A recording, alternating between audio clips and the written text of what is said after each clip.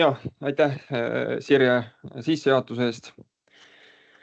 Nagu Sirje mainis, siis olen Raman Nahkur Sotsiaalministeeriumist, töötan rahvatervise osakonnas keskkonnatervishoiupoliitika valdkonnas nõunikuna.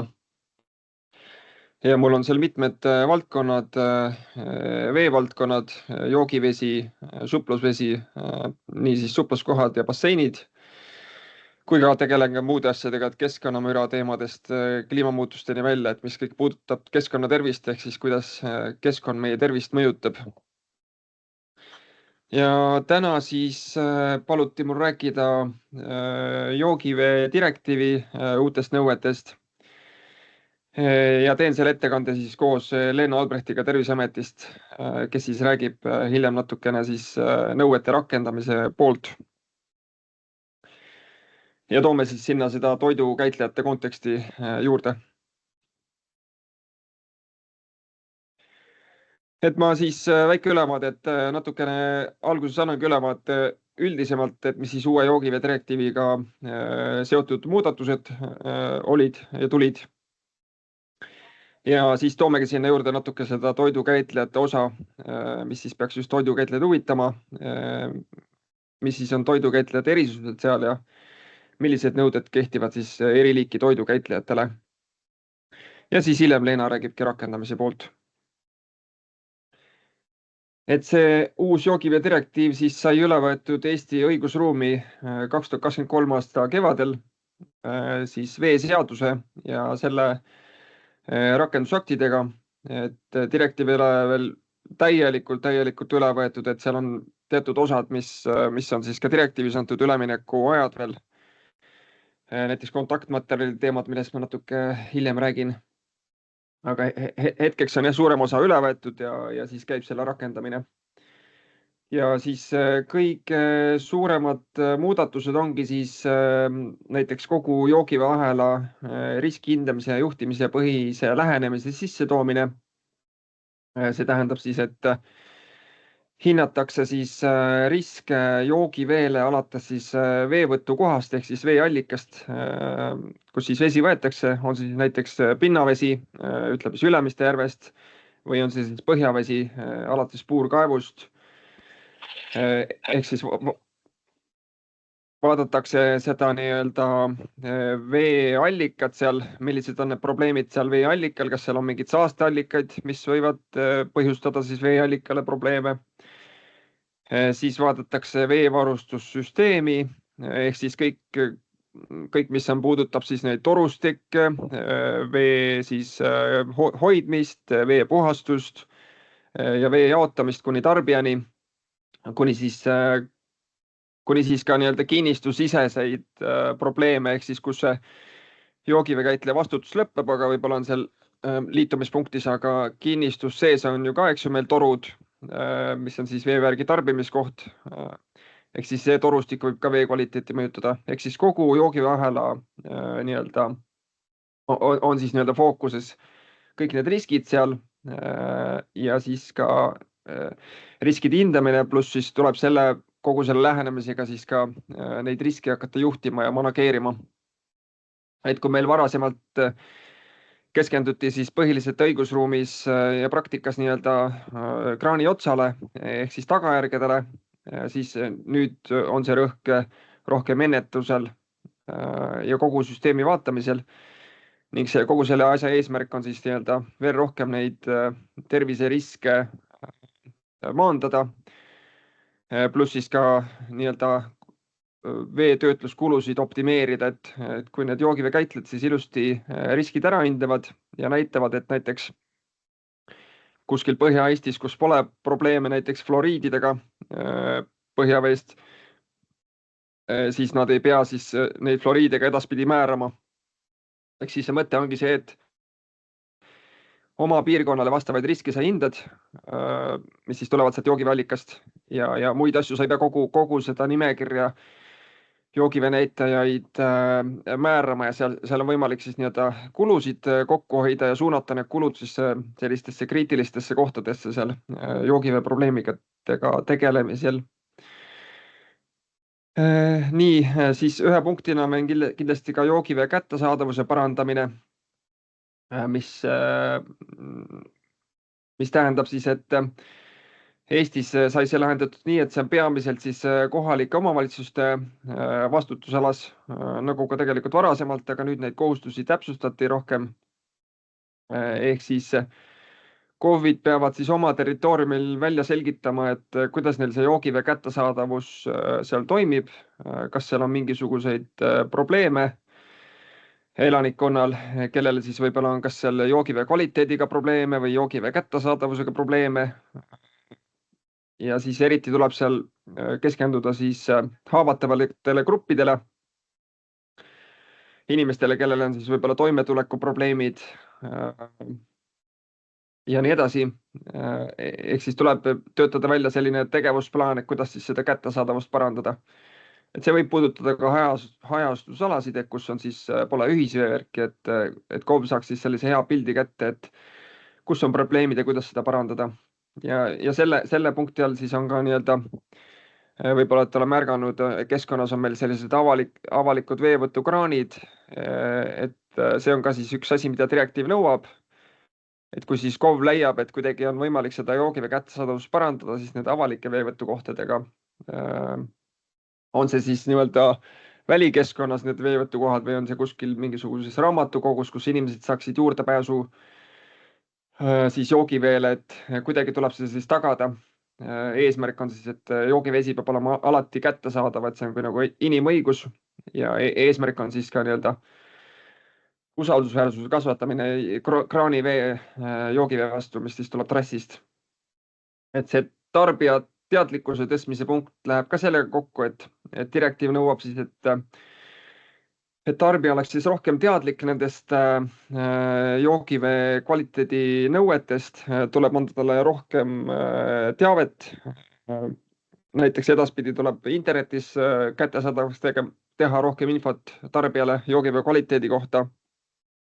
Seire tulemused avalikustada näiteks, anda infot erinevate mineraalide, soolade sisalduse kohta joogivees ja ütleme siis suurematel joogivee käitlejatel, mis on siis üle 10 000 kuupmeetri, tuleb siis ka näiteks anda kaebuste statistikat, hinna tariifi struktuuri ja muid selliseid nõudeid. Et eesmärk on kõik siis, et see usaldus kraanivee vastu meil kasvaks.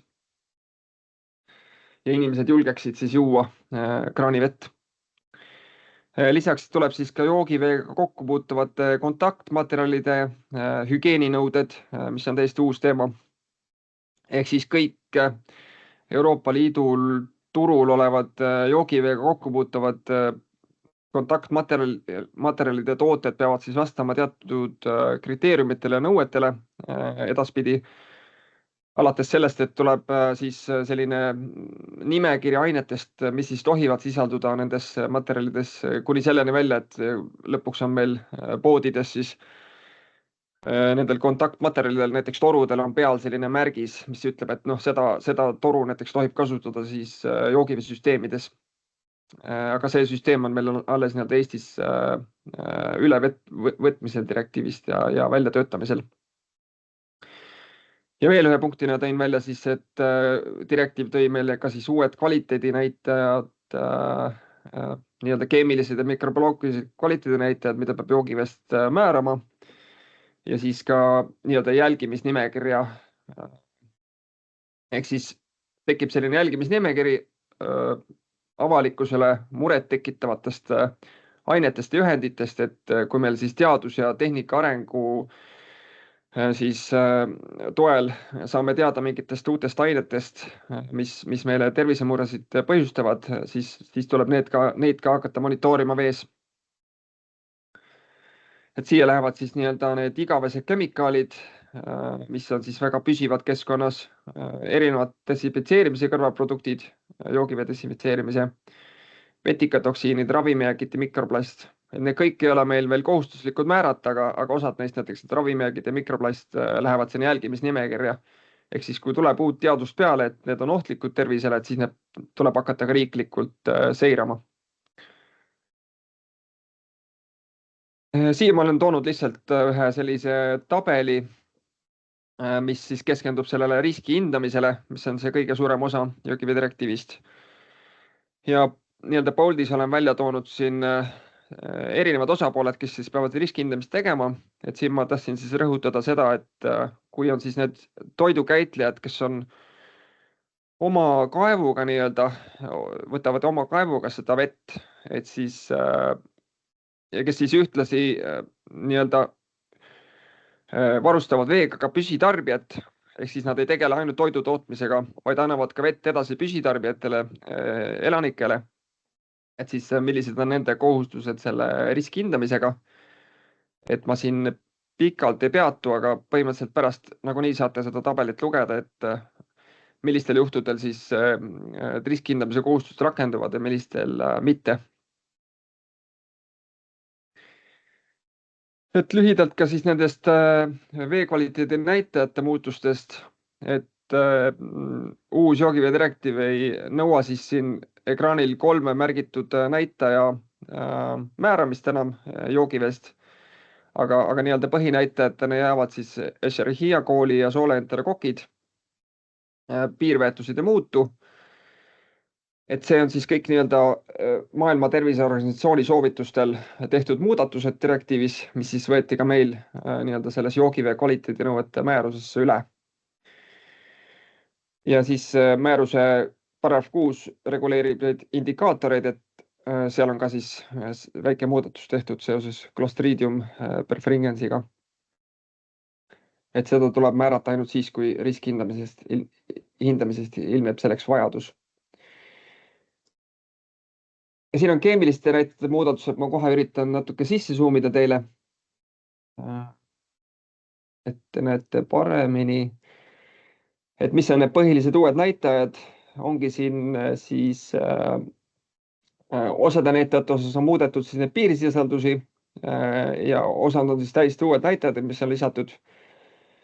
Et näiteks bisfenool A, mis on täiesti uus näitaja, see on siis endokriinsüsteemi häiriv kemikaal, mis siis lisati ka nii-öelda keemiliste parameetrite näitajate hulka.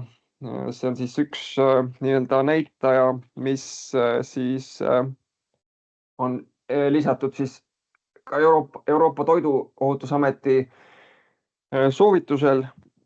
See on siis jah, plastitööstuses esinev ühend võib sattuda vette siis läbi reoveetöötluse just pinnaveeallikatest ja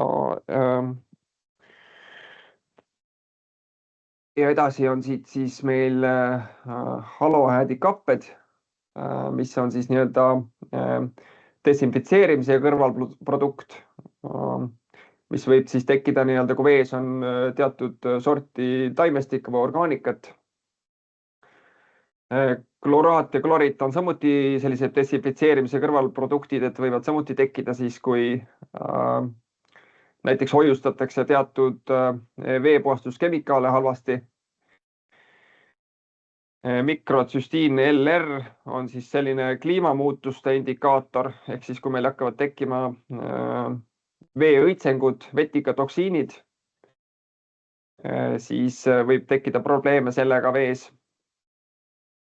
Siis on siin PFAS-id, mis on siis sellised keemiliste ainete rühmad, ka sellised igavesed kemikaalid, siis mis meil on hästi-hästi püsivad keskkonnas ja mida siis veetöötlusega on väga-väga raske välja viia veest.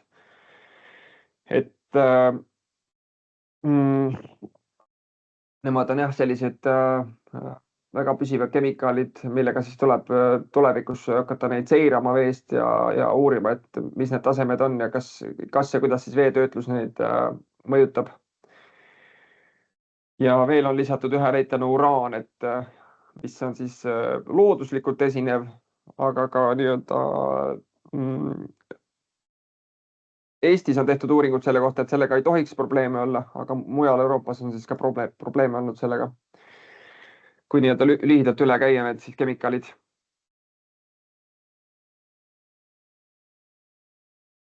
Mis siis veel muutus joogivee kvaliteedi määruses on need proovivõtu sagedused. Et kui meil on selliseid Kui varem oli meil siis väikestele veekäitlejatele vahemikus 10–100 oli siis kuupmeetrit ööpäevas vahemikus veevõtuga oli üks nii-öelda vahemik, siis nüüd on need lahku löödud. Et siis on kuni 10 kuupmeetrit veekäitlejatele on siis tavakontrolli miinimumsagedus muutus nii, et seda võib teha üks kord 2 aasta jooksul. Varasemalt oli siis üks kord aasta jooksul, nüüd on 1–2 aasta jooksul, välja arvatud siis põhinäitajad, mis on siis mikrobioloogia, et Escherichia coli ja soolenterokokid. Ja 11–100 vahemikus veekäitlejatele on siis see tavakontrolli sagedus sama, aga siis süvakontroll ehk siis, mis tähendab, et tuleb määrata kõik näitajad. Kui varasemalt oli neile siis 1 kord 10 aasta jooksul antud võimalus, siis see sagedusvahemik muutus siis 1 kord 6 aasta jooksul natukene siis tihedamaks, mis on siis direktiivi nõue. Aga ma siit lähen edasi siis kohe nende toidukäitlejate eranditega, mis siis just toidukäitlejad väga rohkem puudutab. Et esmalt ma võib-olla räägin siis sellest joogivee definitsioonist veeseaduses, et kui meil punases on siis vana definitsioon, kus oli sees siis nii-öelda Põllumajanduse Toiduameti veendumus selles, et vee kvaliteet ei saa mõjutada tarbimisvalmis toiduainete ohutust. Et sellisel juhul ei pea ei nimetata siis seda vett, mida toidukäitleja nimetab joogiveeks. Siis uues joogiveeseaduse redaktsioonis on siis lihtsalt toodud välja see nii-öelda toidukäitleja osa ilma selle Põllumajanduse Toiduameti siis erisuseta. Aga põhierisus tuleb ikkagi välja siis veeseaduses paragrahv 87 lõikest 1 mis siis ütleb, et joogivee käitlejaks ei loeta siis toidukäitlejat määruse 178/2022 tähenduses, kes siis võtab oma veevõtukohast vett üksnes toidukäitlemisettevõttes kasutamiseks. Ehk siis, mis see tähendab seletuskirja kohaselt? See tähendab seda, et toidukäitleja, kes siis võtab vett oma veevõtukohast üksnes toidukäitlemisettevõttes kasutamiseks, ehk siis toidukäitleja, kes näiteks tegeleb seal puu- ja köögivilja pesemisega, toidu valmistamisega või toidu koostisosana vett, peab siis tagama, et kasutatava vee kvaliteet ei mõjuta tarbimisvalmis toidu ohutust, aga temale ei rakendu siis kõik need veeseadusest tulenevad joogivee käitleja nõuded. Ehk siis tema ei pea nendele vastama.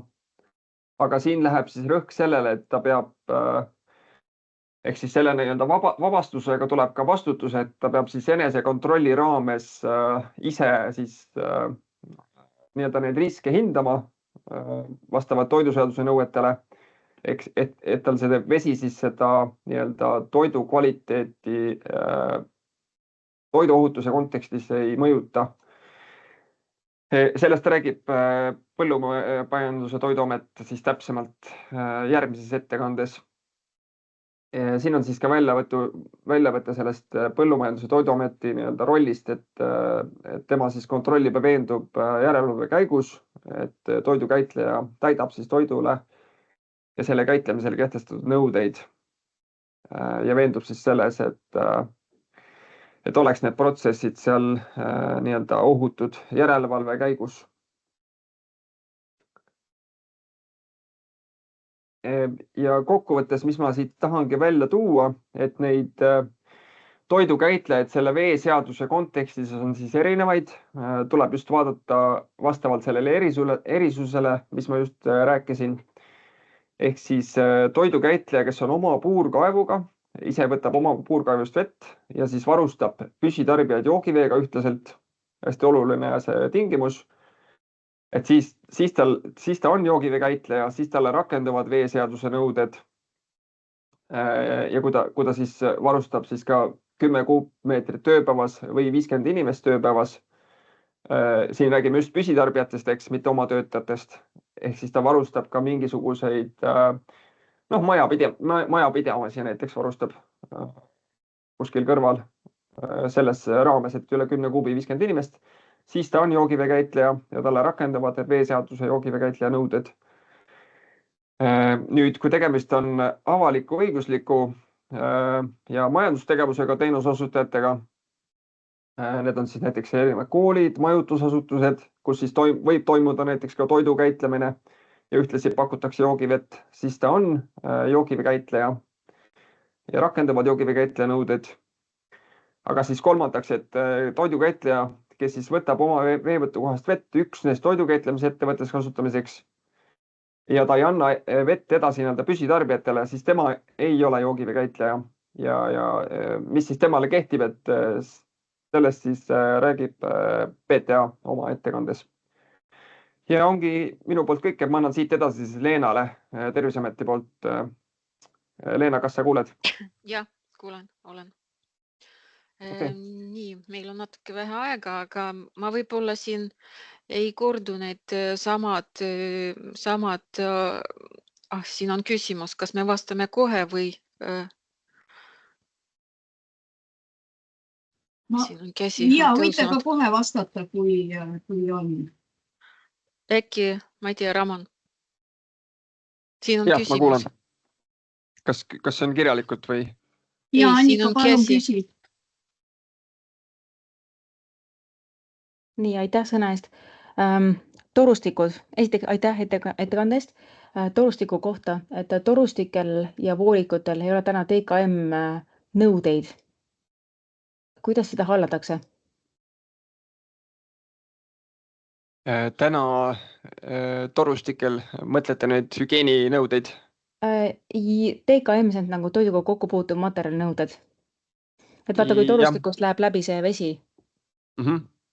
Täna tõesti ei ole sellist süsteemi, et jah, see süsteem on üles ehitamisel hetkel, et hetkel ei ole torustikele mingisugust sellist kontrolli ei toimu. Osades Euroopa Liidu riikides see toimub, Saksamaa, Prantsusmaal ja nii edasi, aga Eestis ei ole, Eestis on see süsteem üles ehitamisel. Millal me ootame? Kuidas? Millal me ootame, mis see perspektiiv on? Perspektiiv on kuskil 2026 aasta on see joogivee direktiiv nõuab siis nende süsteemide nii-öelda käima panemist. Tõite välja keemilised näited nagu antimon ja besfenool ja haloäädikhape. Need pole riikliku paketi sees. Nad on praegu ülemineku tähtaega, mulle see jäi mainimata, et nad peavad vastama nõuetele alates 2026 jaanuar. Okay. Hetkel me Terviseamet teeb sellise väikse uuringu ja kui me uuringu käigus me teeme sel aastal ja järgmisel aastal ja me uurime neid uued näitajad ja kui me leiame, et probleemi sellega ei ole, siis me anname lihtsalt Sotsiaalministeeriumi teada, kas on asjakohane lisada neid määrusesse, kas on vajalik kohustuslik, kas on kohustuslik neid uurida või ei ole kohustust. Aga hetkel lihtsalt praegu käib selline uuring praegu. Okei, ja uraaniga on kus probleem, mis riigis Euroopas? Ma ei oska kohe öelda teile täpselt, mis riik see oli, et ma võin välja uurida, aga... See ei ole, ma ütleks niimoodi, päris mitmes riigis seal, kus on vastavad sellised nagu geoloogiline ülesehitus ja see on piirkonniti. Terve riigi kohta me ei oska niimoodi, mitte täpselt, aga see on ikkagi piirkonniti. Teatud piirkonnatus, mäestikus, kus on mäed, kus on sellised vastavad vastava geoloogilise ülesehitusega kohtades. Ja, aga meil hetkel andmeid eriti palju, ikka on, aga mitte eriti palju. Aitäh. Aitäh. Ma korra veel tulen siia küsimuste juurde, et muidu me jääme ikka väga aja ette, et kell on juba 10:26. Ramon, pane järgmise slaidi. Et mida tähendab pakub joogivett teenuse osana? on nüüd küsimus siis teile. Või siis selgitage palun, mida sisuliselt tähendab majandustegevusega teenuse osutajad, koolitus toimub toidu käitlemine ja pakutakse joogivett teenuse osana on joogivett käitlemine. Koolitus toimub toidu käitlemine ja pakutakse joogivett teenuse osana. Mõte on see direktiivil, et kui on tegemist mingisuguse avaliku asutusega või äritegevusega, mille raames pakutakse joogivett tarbijale, ütleme majutusteenused, eks ju, et inimene läheb, võtab majutusteenust ja talle ühtlasi pakutakse ka seal joogivett. Siis see teenus peab olema ohutu, ehk nõuab peavad vastama nendele joogivee käitlemise nõuetele. Koolides samamoodi, eks ju, seal on avalik teenus, lasteaiad, et lapsed saavad vett ja see peab vastama nõuetele. Ja kui seal ütlemisi on ka nagu toidu käitlemine, et sellest ei sõltu, et neile see erisus kehtib, kuna seal on see avalik teenus, kus pakutakse joogivett, siis ta peab ikka joogivee käitleja nõudel vastama. Et ma ei tea, kas see selgitab? Ja vast selgitab, aga proovime nüüd edasi minna. Ja, Raamon, pane järgmise slaidi, palun. Praegu on vähe. Põhimõtteline erinevus just, ma tahtsingi rõhutada võrreldes eelmise perioodiga, mis on vahepeal juhtunud ja muutunud, et kui tegemist on joogivee käitlejaga, siis nii nagu Ramon rääkis, kui ettevõte varustab püsitarbijaid veega, siis laienevad joogivee käitleja nõuded ja põhiline asi, ta peab koostama joogivee kontrollikava ja vastavalt kavale tegema vastavad uuringud. Kava tuleb esitada Terviseametile ja samuti tuleb esitada kava täitmise andmed Terviseametile. Kui tegemist on ettevõttega, kes võtab vett üksnes toidu käitlemiseks ja ei varusta püsitarbijaid, see on toiduseaduse mõttes ainult toidu käitlemine, siis ei ole vaja Terviseametile esitada joogivee kontrollikava ja samuti ei ole vaja neid andmed ka meile esitada. Joogivee kontrollikava koostamine on kohustus ainult joogivee käitlejatele veeseaduse mõistes. Varem kõik väga paljud toidukäitlemise ettevõtted esitasid meile neid andmed, me kooskõlastasime kavu, seda ei ole vaja teha, kui tegemist on ainult toidukäitlemise ettevõttes kasutatava veega. Kui tegemist on ikkagi joogivee käitleja, siis nõuded kehtivad, joogivee kontrollikava on vaja esitada, andmed on vaja esitada ja mis on siin vahepeal juba muutunud, Terviseametis on koostamisel ja tegemisel uus andmebaas, kus saab varsti esitada meile joogivee kontrollikava taotlussüsteemi kaudu. Süsteem hakkab automaatselt arvutama kõik need vajalikud näitajad ja proovivõtmise sagedust. Samuti, kui me räägime riskihindamise vajadusest, siis samuti, kui tegemist on joogivee käitlejaga, siis see süsteem võimaldab teostada riskihinnangu süsteemi kaudu. Võib-olla natuke praegu sellest natuke vara rääkida, aga selline instrument meil on valmimisel ettevõtete abistamiseks ja esimesed joogivee kontrollikavad me oleme juba katsetanud ja see hakkab tööle, kui kõik läheb hästi, siis see hakkab tööle järgmisel aastal. Samuti nagu siin muude kohustuste osas, kui tegemist on mingisuguse saastatusega või saastatuse kahtlusega, siis joogivee käitleja peab tegema täiendavat analüüsid, uurima, mis põhjusel see saastatus on tekkinud ja nii edasi. Samuti ma tõin välja siin kõik need ülejäänud kohustused, aga võib-olla me läheme edasi, te pärast tahate seda lugeda.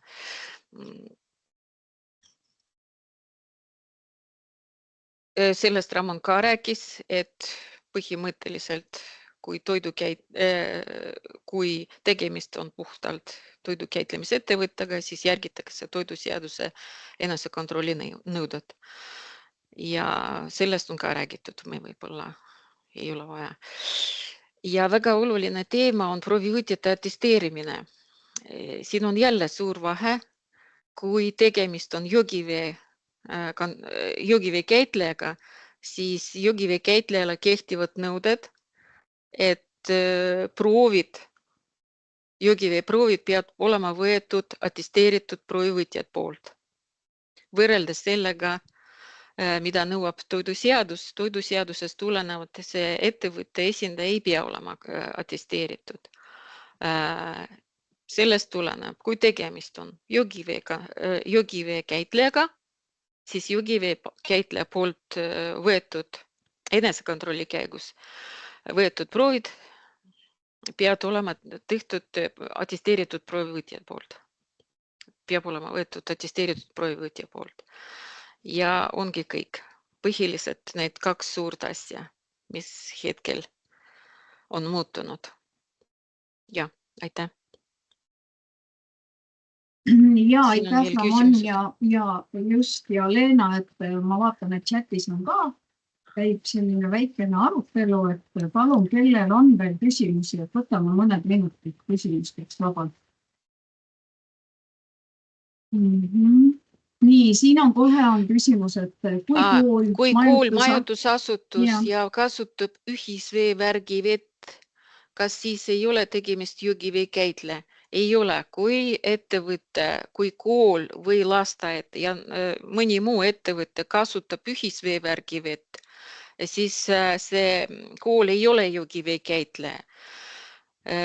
Kool kasutabki joogivee käitleja poolt pakutavat teenust. Et no võtame lihtsam näide, ma ei tea, Tallinna linnas kõik need koolid või Tartu linnas. Nad ei ole koolid, nad ei ole joogivee käitleja. Antud juhul joogivee käitleja on Tallinna Vesi, Tartu Vesi. Sellisel juhul ainult enesekontrolli käigus võib võtta teatud näitajad, näiteks mõned näitajad, mikrobioloogilised näitajad, mõned näitajad, näiteks raud, mangaan, sellised, mida me soovitame lihtsalt võtta need näitajad, mis võivad veevõrgus muutuda. Aga need põhilised suured süvakontrolli analüüsid, kõik need vastava sagedusega, antud juhul teeb veeettevõte. Kui me räägime, võib-olla siin Ramonil ühel slaidil oli, et kui me räägime, et toidukäitleja, kellel on oma puurkaev ja ta vastab tarbijad. Võtame võib-olla selline näide, kus on võib-olla mingisuguses piirkonnas suur toidukäitlemisettevõte, tal on oma puurkaev ja taga on mõned majad, elumajad, ütleme niimoodi. Ja seal veeettevõtted seal ei ole. Vot siis sellisel juhul see toidukäitlemisettevõte on joogivee käitleja, kui ta varustab elanikke veega. Kui tal on oma puurkaev ja ta vastutab, et kui elanik seal elab ja ta eeldab, et ta saadab kvaliteetset teenust. Ja, aitäh.